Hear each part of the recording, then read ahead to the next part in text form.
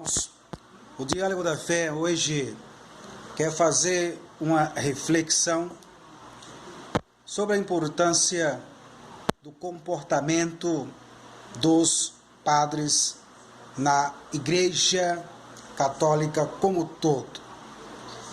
Temos presenciado notícias lamentáveis, onde até o próprio Papa, vindo de Dubai, falando sobre os padres que mancham a igreja, que tem um comportamento contra aquilo que um dia eles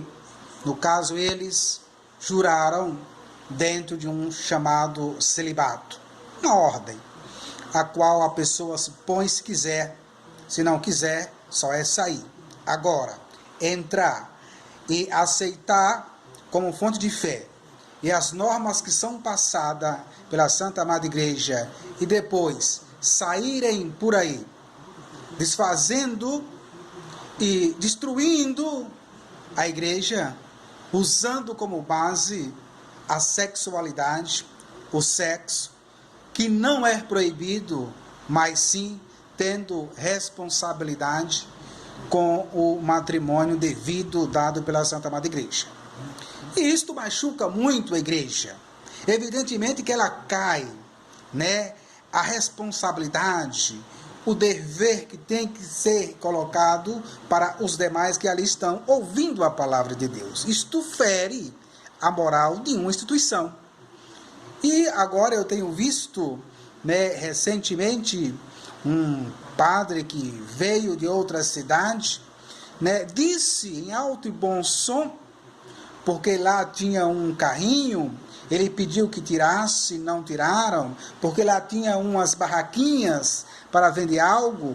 Ele disse em alto e bom som que ele detesta pobre, a coisa mais difícil é de licitar com o pobre, de estar junto com o pobre, Lidar-se com o pobre é algo que nós temos que colocar em prática, como Dom Bosco, como São Francisco de Assis, e outros demais, Santo Agostinho. E a igreja, ela é constituída por pessoas que se dedicam aos pobres.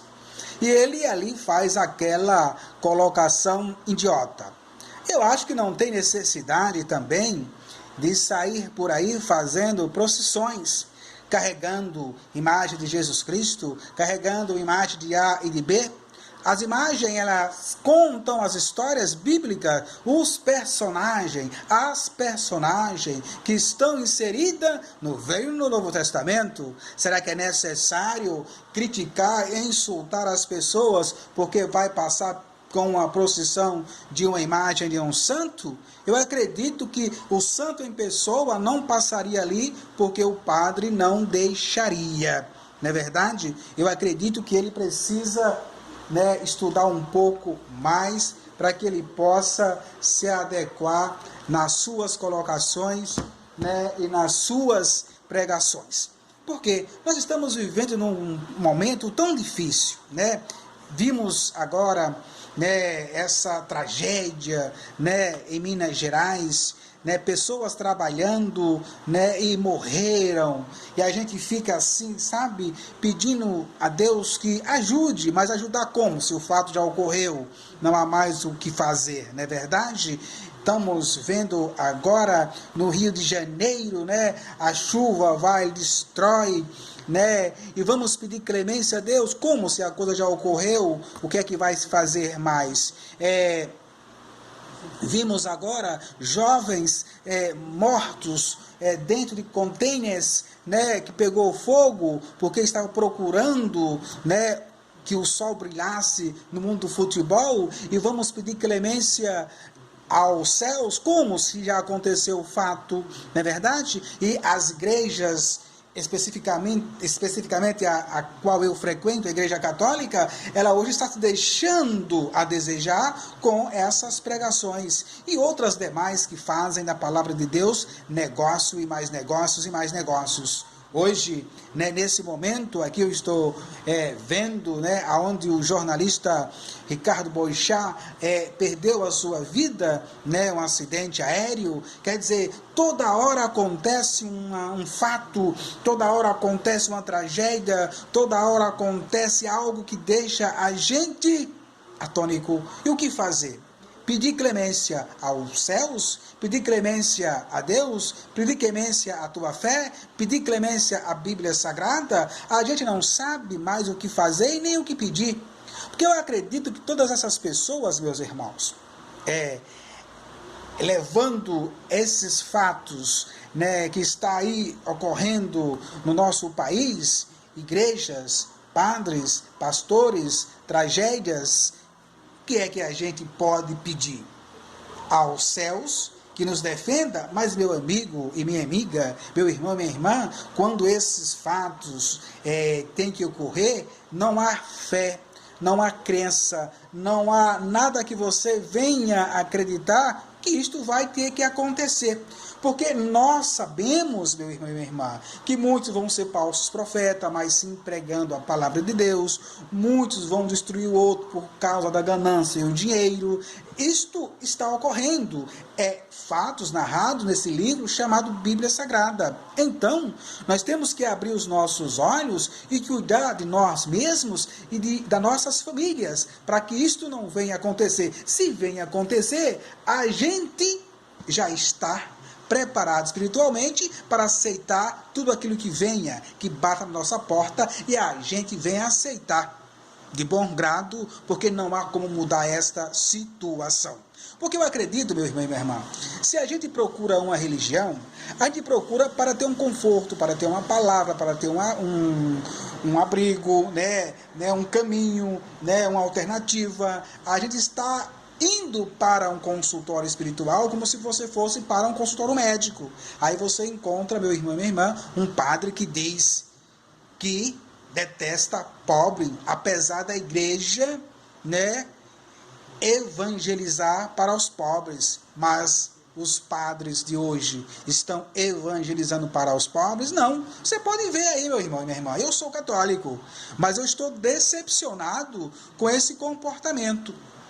Porque vimos e ouvimos e presenciamos pessoas fazendo da igreja em si e o seu celibato em prática para andar de mansões, dando entrevistas em lugares chiques e bonitos, com vinho do lado, uma água bem geladinha, um conforto tremendo, né? Roupinhas finas, tudo bonitinho, tudo cheirosinho, falando bonito, falando corretamente, criticando o outro porque não venha falar o português correto, como se Jesus Cristo, quando vier, naqueles que acreditam, vão se preocupar se você fala o português correto ou o português não correto, se você tem uma cultura alta ou uma cultura baixa. Será que Jesus Cristo, se viesse hoje no Brasil, ele conseguiria falar para este povo que faz essas críticas, que faz essas manifestações daqueles que falam errado ou não? Nem o próprio Jesus chegaria perto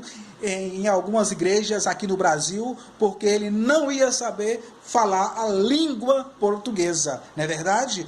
A não ser o hebraico. Agora você pega um cidadão desse, ou uma cidadã, que venha fazer qualquer outra crítica, né, se realmente sabe falar as línguas, né, hebraicas, gregas e etc e tal. Meu irmão, estas coisas que nós estamos presenciando agora em 2019, né, vou aqui fazer uma breve reflexão. Cabe para que a gente possa refletir, porque todo mundo tem uma religião, todo mundo tem uma Bíblia debaixo do braço, todo mundo acredita em alguma coisa, mas as coisas continuam de mal a pior.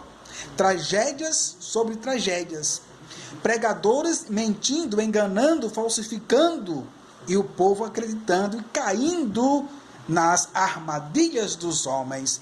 É isto que você chama de ser religioso? Imagine você ir para um culto e o cara dizer para você que você vai ter que comprar agora um martelo, né, para que você possa bater numa porta e receber alguma coisa de Deus. Isto é realmente uma putaria. Aí você vai para uma Santa Missa, aí você escuta uma bobagem de um padre desse, dizendo uma asneira dessa, uma burrice dessa. Evidentemente que ele detesta pobre, não é verdade? Porque ele anda todo arrumadinho, todo bonitinho, todo chorosinho, tá lá em cima do altar protegido, quando sair dali vai morar numa beira de uma casa, beira de um carro, almoço, janta, café, tudo de graça, sustentado pelos idiotas que aí estão pagando o dízimo. É isso que a gente está vivendo nesse momento. Este foi o Diário da Fé, revoltado com aquilo que os padres estão pregando, ensinando e dizendo com as pessoas leigas. Eu posso ser leigo, mas não sou alienado, não sou nenhum otário em acreditar naquilo que vocês dizem e sair por aí fazendo manifestações dizendo que é para Jesus Cristo. Jesus Cristo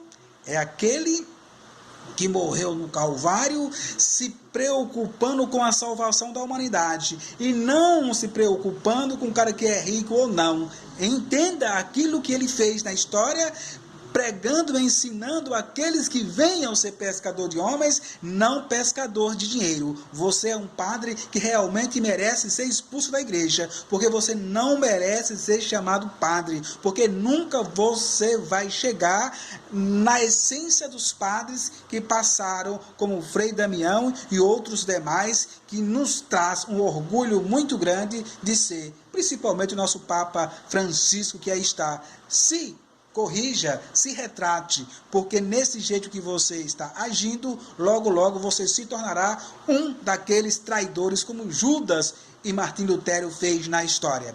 Jesus, Maria e José, nossa família vossa é. Vamos orar. Vamos orar dentro dos nossos quartos, como a palavra diz, e venha falar com Deus a sós.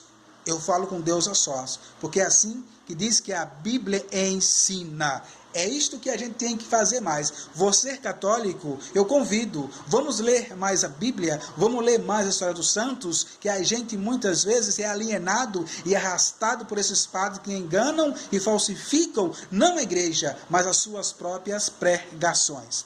Lamento aqui de deixar o meu desabafo e dizer aos meus irmãos brasileiros que perderam os seus entes queridos com essas tragédias, vamos pedir aos céus que nos deixe mais confortáveis, para que nós possamos um dia também deixar esse plano e que nós possamos ter no outro lado algo melhor, porque aqui a coisa cada vez fica pior, porque não sabemos mais em quem acreditar. Jesus abençoe cada um de nós, se merecermos. Se não, seja o que Deus quiser e o diabo abrace aquele que puder.